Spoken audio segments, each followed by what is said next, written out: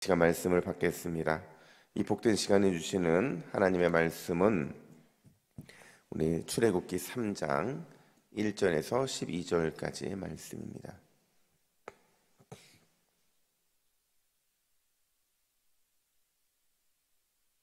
구약성경 84면 출애굽기 3장 1절부터 12절까지의 말씀, 카이로스와 임마누엘이라는 제목으로 오늘 말씀을 받겠습니다. 우리 1절부터 12절까지 교독합니다. 모세가 그의 장인 미디안 제사장 이드로의 양떼를 치더니 그 떼를 광야 서쪽으로 인도하여 하나님의 산 호렙에 이르매 여호와의 사자가 떨기나무 가운데로부터 나오는 불꽃 안에서 그에게 나타나시니라. 그가 보니 떨기나무에 불이 붙었으나 그 떨기나무가 사라지지 아니하는지라. 이에 모세가 이르되 내가 돌이켜 가서 이 큰 광경을 보리라. 떨기나무가 어찌하여 타지 아니하는고 하니 그때에 여호와께서 그를 보려고 돌이켜 오는 것을 보신지라.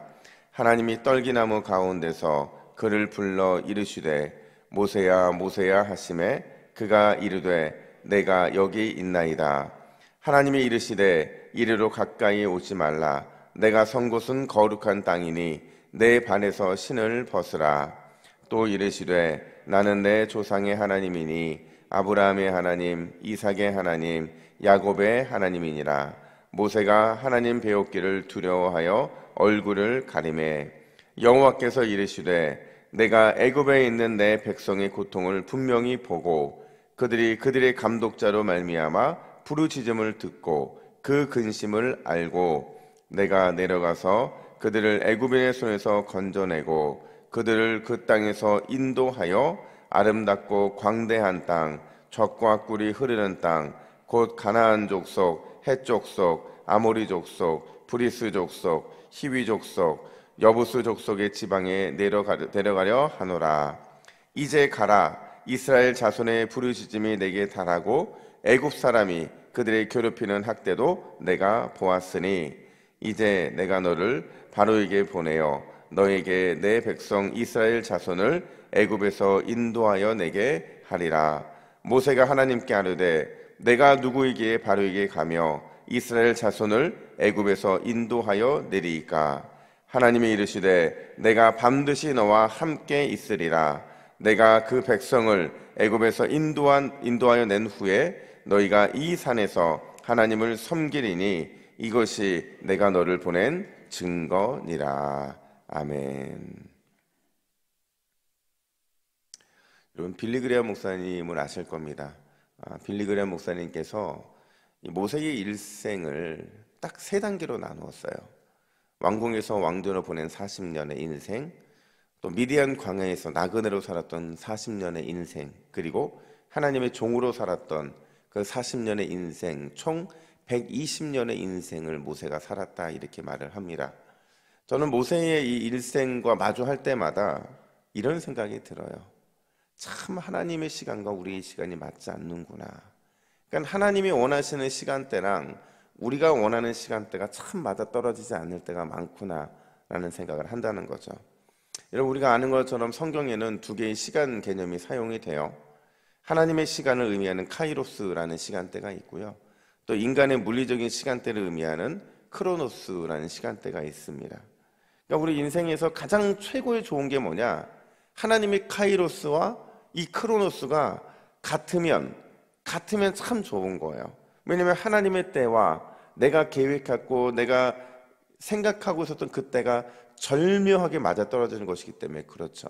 그런 의미에서 우리는 하나님의 카이로스, 그게 늘 놓쳐져서 아쉬워하는 인생이기도 하고, 또 반대로 오지 않는 카이로스를 우리는 기다려야 되는 그런 인생이기도 한다라는 겁니다.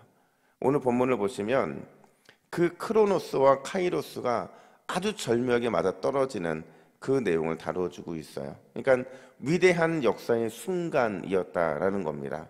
이 위대한 역사의 순간을 경험하고 있는 사람이 누구예요? 모세라는 사람입니다. 과연 이 위대한 순간을 통해서 오늘 본문이 우리에게 뭘 말해주고 있느냐? 첫 번째로 하나님의 인생 계산법은 다르다라는 겁니다. 그러니까 하나님의 인생에 대한 계산법은 하나님의 생각과 우리의 생각과 다를 수밖에 없다는 거예요. 우리 1절 말씀을 같이 읽습니다. 1절입니다. 시작. 모세가 그의 장인 미디안 제사장 이드로의 양떼를 치더니 그 떼를 광야 서쪽으로 인도하여 하나님의 산 호렙에 이르매. 여러분, 재미있는 표현 등장하죠. 어떤 표현이 재미있냐면 모세가 그의 장인 미디안 제사장 이드로의 양을 치더라 이렇게 말을 해요. 지금 모세가요, 이 미디안 광야로 도망친 지 얼마나 됐을까요? 40년이 거의 다 채워지고 있는 시기예요. 그러니까 40년 지났는데 모세의 인생은 변한 게 아무것도 없어요. 어쩌면 그냥 이 도망자 신세 또 나그네 신세 그거를 그대로 보여주고 있는 게 오늘 이 표현인데, 여러분 지금 40년이 지났는데 자기 소유가 하나도 없다는 거예요. 생각해보면 야곱도 자기 소유가 있었거든요. 근데 지금 장인 이드로의 양을 친다 이 표현은 그의 나이 지금 80이 됐음에도 불구하고 빈털터리 신세였다라는 것을 말해주고 있는 거예요. 심지어 그가 양떼를 데리고 이동한 곳이 오늘 어디예요? 호렙이라는 산입니다. 여러분, 우리는 이 호렙에 대해서 굉장히 막연하게 좋은 이미지를 가지고 있어요. 왜냐하면 하나님을 만난 현장이니까 그곳이 좋은 곳이겠지 생각을 하는데, 이 호렙이라는 이 단어는요, 그리 대단한 장소도 아니고 또 멋진 장소도 아니라는 거예요. 왜냐하면 그 뜻이 폐허 혹은 흙더미라는 뜻이기 때문에 그런 거죠. 이게 호렙은 아주 절묘하게 지금 여전히 소망 없이 살아가고 있는 모세의 인생, 그 현재의 모습을 보여주는 아주 최적의 장소였다라는 겁니다. 여러분, 중요한 건 그의 나이 황혼이잖아요. 그러니까 뭐 왕궁도 아니고 또 그럴싸한 격식을 갖춘 것도 아닌데, 상황적으로 보면 모든 것 끝난 것 같았던 바로 그 시점에 하나님이 찾아오셨다는 거예요. 어떤 모습으로 찾아오셨느냐? 우리 4절 말씀 보세요. 4절 같이 읽습니다. 시작. 여호와께서 그가 보려고 돌이켜 오는 것을 보신지라 하나님이 떨기나무 가운데서 그를 불러 이르시되 모세야 모세야 하시매 그가 이르되 내가 여기 있나이다. 아멘. 여러분, 어떤 모습으로 찾아오셨죠? 불붙은 떨기나무 모습으로 찾아오셨어요. 여러분, 보통 성경에서 이 불이라는 이 단어는요, 이 상징적인 의미가 있는데 두 가지 의미예요. 하나는 심판의 의미가 있고 하나는 정화의 의미가 있어요. 그러니까 지금 모세를 부르실 때 꺼지지 않는 이 불붙은 떨기나무를 통해 부르셨다는 건 무슨 말이냐면 모세의 지난 과거를 주님이 정결케 하셨다는 거예요. 새롭게 하셨다는 겁니다. 정결케 하고 새롭게 하심으로 인해서 다시 너희의 인생에 내가 영광으로 함께 하겠다라는 그 사인을 지금 보내고 계신다라는 거죠. 여러분, 우리가 자주 쓰는 말 중에서 끝나봐야 끝이 나는 것이다 라는 말이 있어요. 그냥 뭐 끝을 봐야 결국 끝난지 아닌지 알 수 있다, 포기하지 말라, 이런 말이거든요. 근데 영적인 이치도 마찬가지예요. 우리는 끝낼 수 있어요. 근데 하나님이 끝내지 않으면 끝나는 게 아니라는 거예요. 그래서 우리는 늘 기억해야 되는 게 하나님께서 끝을 내셔야만 우리의 모든 것들은 끝이 난다라는 겁니다. 비록 모세는 그 나이가 황혼이고 또 모든 상황이 다 끝난 것처럼 느껴졌지만 하나님의 카이로스는 바로 그때 시작됐다는 사실을 우리는 잊으면 안 된다는 거예요. 왜요? 하나님의 계산법은 인간의 계산법과 다르기 때문에 그렇다는 거죠. 어떻게 보면 우리는 이제 여기까지라고 생각할 때가 많이 있지만 하나님은 이제부터라고 말씀하실 때가 훨씬 더 많이 있다라는 거예요. 지금 비록 우리의 인생이 남의 양을 치는 인생 같을 때도 있을 것이고 또 호렙과 같이 폐허 아니면 이런 흙더미가 쌓여 있는 것처럼 느껴지는 인생일 수 있지만 아직 하나님께서 끝내지 않으셨다고 한다면 반드시 하나님의 카이로스의 역사는 우리의 삶에 일어나게 될 줄로 믿습니다. 기도도 마찬가지예요. 우리는 이제 그만 기도하겠다 생각할 수 있는 제목도 있을 거예요. 하지만 아직 하나님이 끝내지 않으셨으면 하나님의 카이로스의 역사는 아직 남아 있는 줄로 믿습니다. 그래서 우리는 소망을 포기하지 않고 기도하는 게 너무 중요하다는 겁니다. 오늘 이 아침에 이 새벽에 그 기대감으로 다시 하나님의 영광이 우리 인생에 또 우리의 기도 제목 가운데 찾아오실 것을 기대하는 저와 여러분 되기를 예수님의 이름으로 축복합니다. 뿐만 아니라 두 번째로 뭘 보여주느냐? 임마누엘의 은혜가 필요하다라는 겁니다. 그러니까 우리 인생에 임마누엘의 은혜는 반드시 필요하다라는 거예요. 이거 불로 정결케 됐으니까 하나님이 그 다음에 뭘 하셨느냐? 모세에게 사명을 주고 계세요. 우리 8절 상반절 말씀을 같이 읽습니다. 시작. 내가 내려가서 그들을 애굽인의 손에서 건져내고. 아멘. 여러분, 모세의 뜻이 뭐예요? 모세의 이름의 뜻, 건져냄을 받았다라는 거잖아요. 그러니까 지금 하나님께서 모세에게 그들을 애굽인의 손에서 건져내겠다. 근데 내가 직접 못하니까 너를 통해 건져내겠다. 지금 이 말씀을 하고 계신 거거든요. 너를 통해서 내가 건져내겠다. 그러니까 지금 모세에게 모세의 사명을 주고 계셨다는 거죠. 생각해보면 하나님께서는 나일강의 제물로 바쳐진 모세를 건져내셨어요. 근데 공교롭게도 그 건져냄을 받았던 모세가 다시 사명자가 되어서 사망의 그늘에 앉아있는 히브리인들을 건져내야 하는 그 사명을 받고 있다는 거죠. 근데 놀랍게도 이렇게 특별한 부르심이 이 황혼에 찾아왔으면 저 같으면 받아들였을 것 같은데 모세는 딱 잘라 거절을 합니다. 우리 11절 말씀입니다. 같이 읽습니다. 시작. 모세가 하나님께 아뢰되 내가 누구이기에 바로에게 가며 이스라엘 자손을 애굽에서 인도하여 내리까. 여러분, 내가 누구이기에 라는 이 표현이 무슨 의미일까요? 내가 누구이기에, 이 표현 때문에 사실은 거절을 하는 거거든요. 내가 누구이기에 라는 표현이 무슨 뜻이냐면 과거에 실패했던 자기의 모습을 이 속에 담아내고 있는 거예요. 그러니까 무슨 얘기냐면 이런 거죠.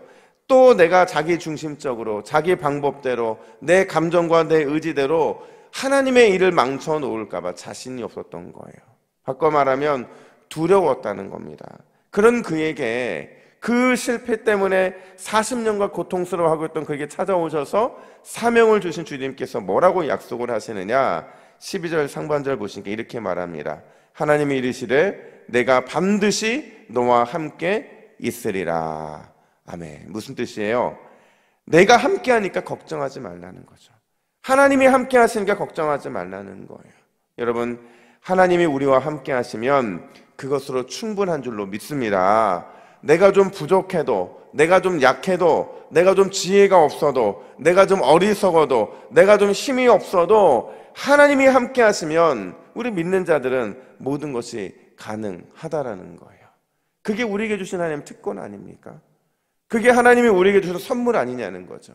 그래서 임마누엘의 은혜가 우리 인생에 필요하다라는 거예요. 여러분, 오늘 이 새벽에 기도하실 때 그 임마누엘의 하나님과 동행하는 귀한 은혜가 있으시기를 간절히 축복합니다. 우리 화면 보시고 이렇게 기도 제목을 가지고 기도했으면 좋겠어요. 우리 같이 기도 제목 있습니다. 시작. 하나님의 인생 계산법이 다름을 기억하고 하나님이 그만할 때까지 포기하지 않게 하옵소서. 임마누엘의 약속을 굳게 믿고 맡겨주신 사명 충성하게 하옵소서. 아멘. 기도하겠습니다. 하나님 아버지, 우리의 인생은 하나님께서 인도하시는 인생일 때 그 인생에 역전이 있고 또 새롭게 되는 것을 우리는 기억합니다. 하나님, 하나님의 인생 계산법이 우리와 다름을 늘 기억하게 하여 주시고 하나님이 그만할 때까지 우리가 믿음으로 또 전진하며 나아갈 수 있도록 우리의 믿음을 붙잡아 주시옵소서. 하나님, 임마누엘의 약속을 오늘 이 새벽에도 굳게 붙잡기를 원합니다. 맡겨준 사명, 내 힘과 내 능력과 내가 가진 무엇으로 감당하는 것이 아니라 임마누엘 그 약속을 붙잡고 잘 감당하는 우리 모든 동북의 성도님들 되게 하여 주시옵소서. 특별히 여러 가지 질병으로 또 코로나로 인하여 많은 연약함 가운데 있는 귀한 성도들을 주님 돌보아 주시고 그들이 어디에서 무엇을 하든지 어떤 상황이든지 주님이 임마누엘로 함께하여 주셔서 넉넉히 이기고 승리하는 우리 귀한 성도님들 되게 해 주시옵소서. 감사드리며 예수님의 이름으로 기도하옵나이다. 아멘.